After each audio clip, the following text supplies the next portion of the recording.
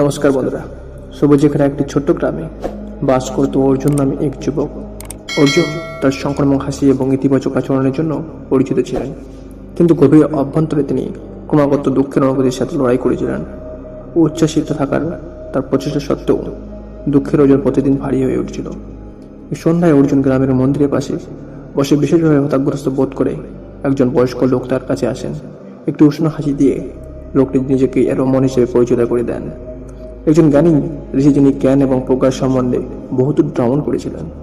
ভ্রমণের নির্মল উপস্থিতিতে কৌতূহলী হয়ে অর্জুন তার হৃদয় ঢেলে দিয়েছিলেন।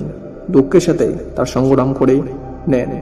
রমণ মনোযোগ সহকারে শুনলেন এবং তারপর মৃদু স্বরে বললেন, বৎস, আমি তোমার কণ্ঠ বুঝি, কিন্তু মনে রেখো, দুঃখ তোমার আসল প্রকৃতি নয়, তোমার মধ্যে তা কাটিয়ে ওঠার শক্তি আছে। কৌতূহল হয়ে অর্জুন জিজ্ঞেস করলো, কিন্তু আমি কিভাবে এই অপ্রতিরোধ দুঃখ থেকে নিজেকে মুক্ত করব? রমণ উত্তর দিলেন, আপনি কি কৃষ্ণের বাণী ভাগবত গীতা শুনেছেন? অর্জুন মাথা নাড়ালো। গ্রামের অনেকের কাছে শ্রদ্ধা পবিত্র পাঠের সাথে পরিচিত। রমণ বলেছিলেন, কৃষ্ণের শিক্ষাগুলি দুঃখ দূর করার শক্তি সহ অপরিমেয় জ্ঞান ধারণ করে। প্রতিদিন তার কথাগুলি শুনুন, সেগুলি আপনার আত্মার মধ্যে অনুরোধিত হতে দিন এবং আপনি দেখতে পাবেন যে দুঃখ ধীরে ধীরে দূর হয়ে যাবে। রমণের পরামর্শ কৌতূহলী হয়ে অর্জুন তার কথায় মনোযোগ দেওয়ার সিদ্ধান্ত নেন। প্রতিদিন সকালে তিনি মন্দিরে যেতেন, শান্ত চিন্তায় বসতেন এবং ভাগবত গীতার শ্লোকগুলিকে নিজেকে নিমগ্ন করতেন। দিনগুলি সপ্তাহে পরিণত হওয়ার সাথে সাথে অর্জুন নিজের মধ্যে একটি সূক্ষ্ম পরিবর্তন লক্ষ্য করেছিলেন। তার হৃদয়ে ভারাক্রান্ততা উঠতে শুরু করে। শান্তি এবং স্বচ্ছতা একটি নতুন উপলব্ধি দ্বারা প্রতিস্থাপিত হয়। একদিন অর্জুন যখন মন্দির পুকুরের পাশে বসেছিলেন, সেই প্রশান্তিতে যা এখন তার রক্তাক্তকে পূর্ণ করেছে। রমণ আবার তার কাছে এলেন এবং আনন্দে তার চোখ দুটো টলমল করেছে।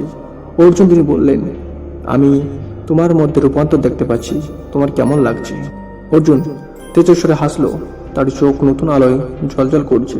রমণ তিনি চিৎকার করে বললেন, কৃষ্ণের কথাগুলি সত্যিই জীবন পরিবর্তনকারী। তার শিক্ষার মাধ্যমে আমি আমার দুঃখকে কাটিয়ে উঠতে পারি এবং নতুন প্রশান্তির সাথে জীবনকে মোকাবিলা করার শক্তি পেয়েছি।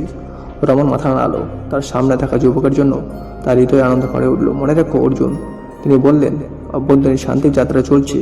প্রতিদিন কৃষ্ণের কথা শুনতে থাকুন এবং জীবনের উত্থান পতনের মধ্যে দিয়ে সেগুলি আপনাকে পথ দেখাবে। এবং তাই কৃষ্ণের শিক্ষা নিরবধি জ্ঞানে সজ্জিত অর্জুন আত্ম আবিষ্কার এবং বৃদ্ধির যাত্রা শুরু করেছিলেন। প্রতিটি দিন অতিবাহিত হওয়ার সাথে সাথে তিনি নতুন উদ্যমী জীবনকে মোকাবেলা করেছিলেন। শুনেছিলেন যে তার মধ্যে যে কোনো বাধা অতিক্রম করার এবং সত্যিকারের সুখ খুশি হওয়ার শক্তি রয়েছে। এবং যখন তিনি জ্ঞানের পথে হাঁটতেন, তিনি তার সাথে অমূল্য পাঠ বহন করেছিলেন, যে প্রতিদিন জ্ঞানের বাণী শোনা দুঃখকে আনন্দে রূপান্তরিত করতে পারে। তো বন্ধুরা, এরকম অবশ্যই ভিডিওতে চ্যানেল সাবস্ক্রাইব করে বসে থাকুন। জয় হিন্দ, বন্দে মাতরম, ভারত মাতা কি জয়।